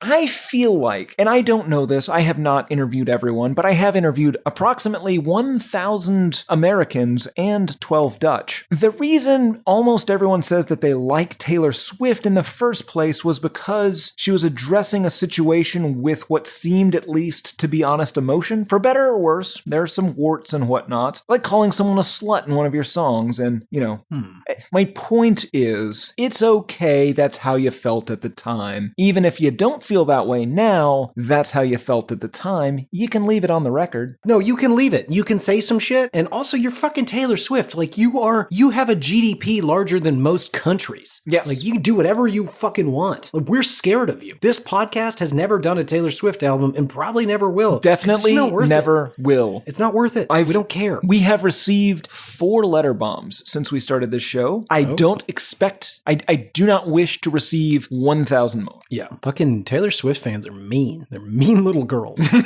Yes, they but are. Really, they are. Like, they're just out there bullying people en masse. Yes, and a teenage girl is the scariest person you can come across. They're terrifying. Certainly the most irritating. Garrett, what other Taylor Swift slander do you have this week? None of that, but my other news is, let's see, I've got a few here. Oh, this one's weird. Let's go with this. Are you at all familiar with the punk supergroup LS Dunes? I am not. And that's fine. I wasn't either. But apparently they released a Lego-themed video for their new song, Gray Veins, last month. Now, apparently, Lego has reached out to the band's label, Fantasy Records, to remove the video. Frank Lero of My Chemical Romance fame and guitarist for LS Dunes took to social media to issue a statement regarding Lego's legal action.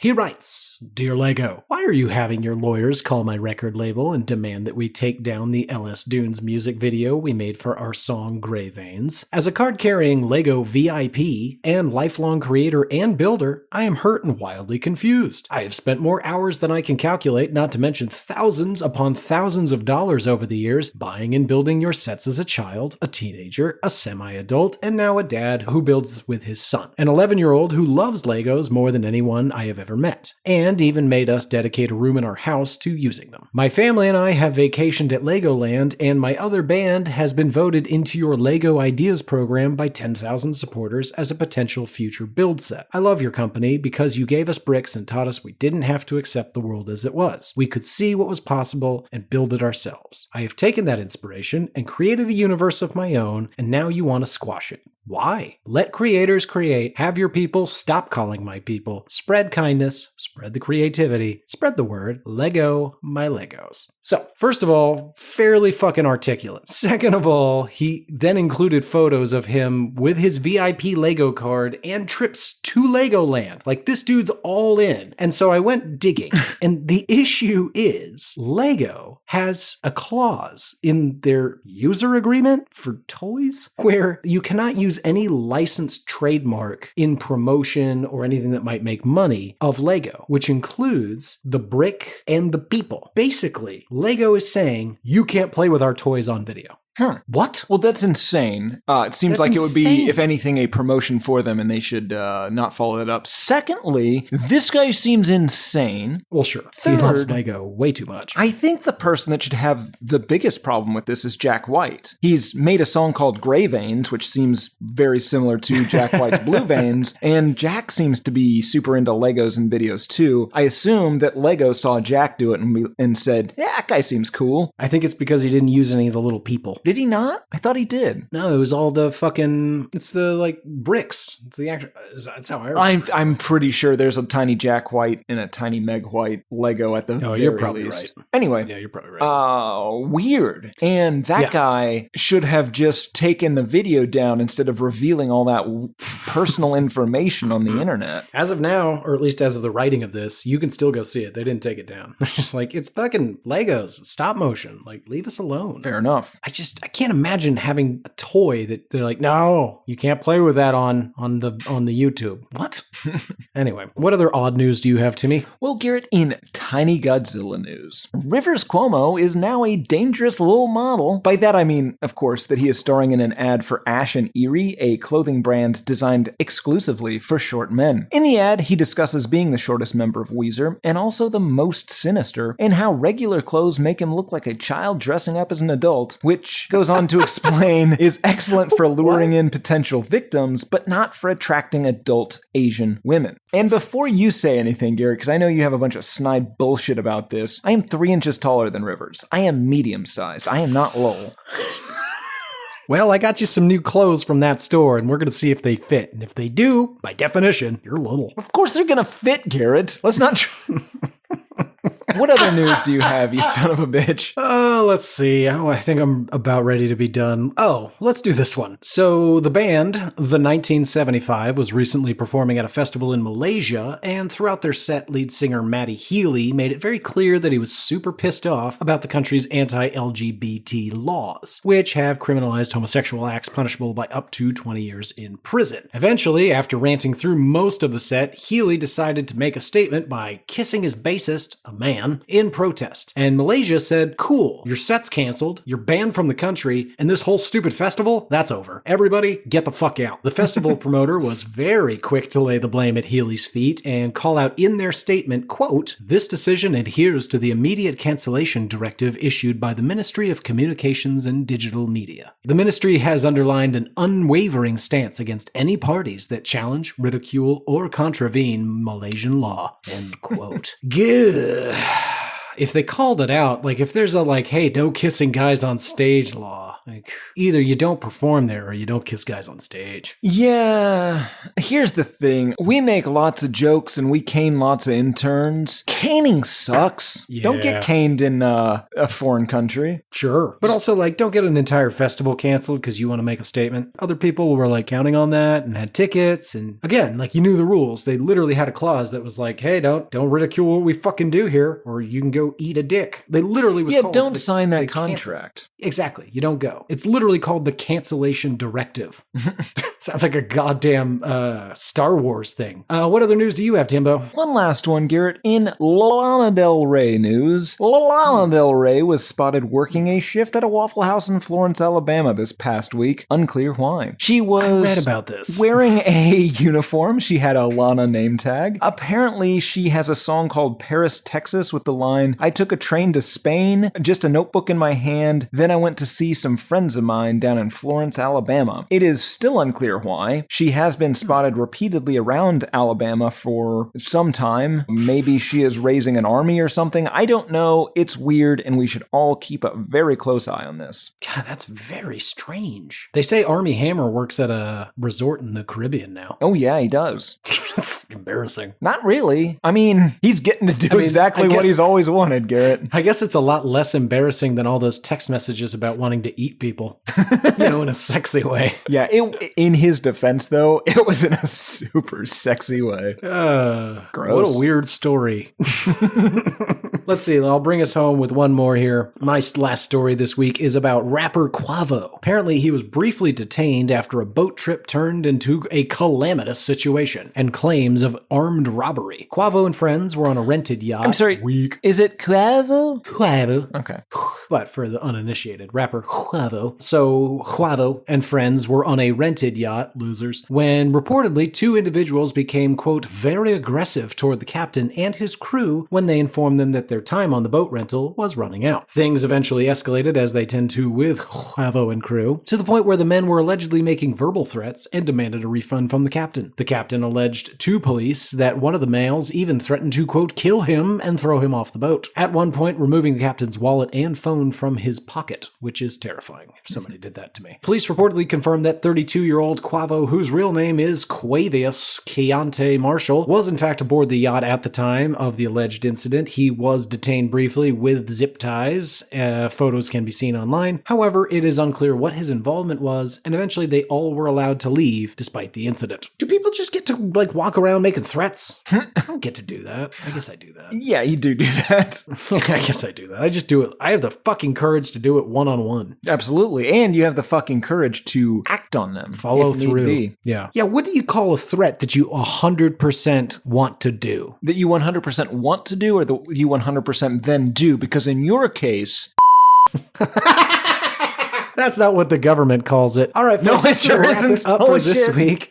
That brings me to my favorite part of the episode, where we announce what album we're going to be talking about next week. So, Tim, pull the ball out of the hopper. Actually, we already did this. We both know. Let the folks know at home. What album are we going to be talking about this week? Next week, the next episode is going to be Holes Live Through This. So, Morgan, doing some ladies. We're going to make fun of some ladies for you. You're welcome. Yes. Also, Bunch of holes. we're going to be taking a break from ladies after that because, and I'm announcing this solely because I want you people not to email or DM me about this. We're going to do Jason Aldean's small town bullshit songs. Just stop emailing me. I know it exists. We know it exists. Yeah. We'll do it. We'll do it in 2 weeks. But if history is anything, when it's that easy to tee it up, usually all the good meat's already been taken off the bone. But we'll see. So you people won't leave us alone. So you guys have to do us a favor. Do not read any articles about this. Do not listen to the song. Nothing. Let us be the first person to tell you about it, because definitely everyone's going to have made our jokes for us. Yeah, and they may have already. It's been out for a minute. Don't read any of it. None of it. Stay off social media. Don't turn your TVs on. Just wait for us. If you have to do anything, listen to the podcast again. If you have to do anything, the podcast, or if your ears are tired or something,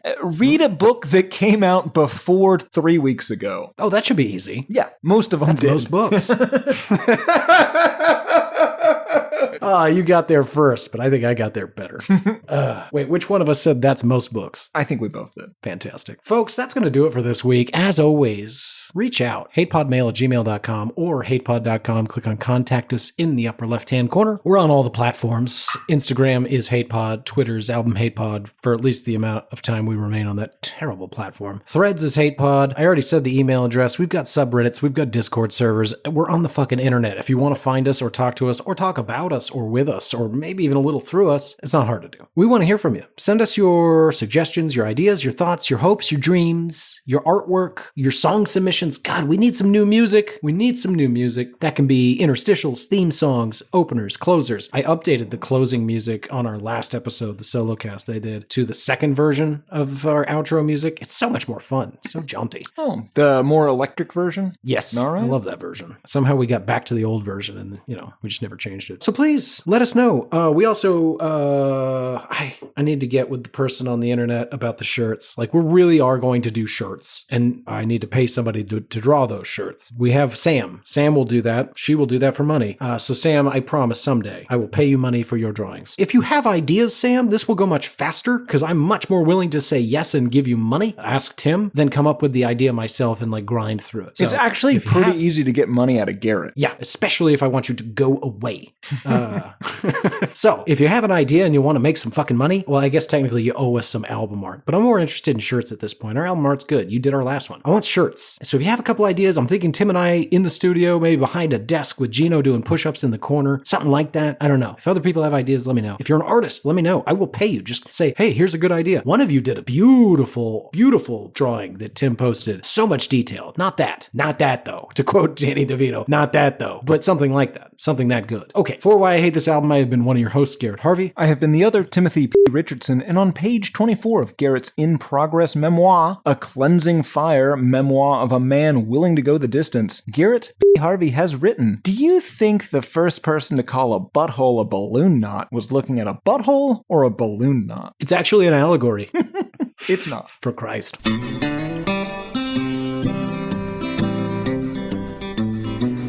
There's cowboys running through my dreams.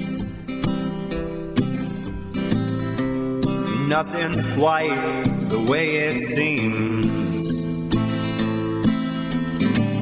I joined the Navy got kicked out in a week. My facial features aren't distinct. Try to find some meaning in these songs. The genius is a genius, got it wrong. No, it's a lobster murder sex thing. It's the bleaching of the rear. A full assault on both your ears. The riffs are too repetitive. The lyrics make no sense. All the songs are B-sides. The cover art's a mess. Listen to it for a week. Now that week has passed. It's the Why I Hate This Album podcast with Tim and Gary.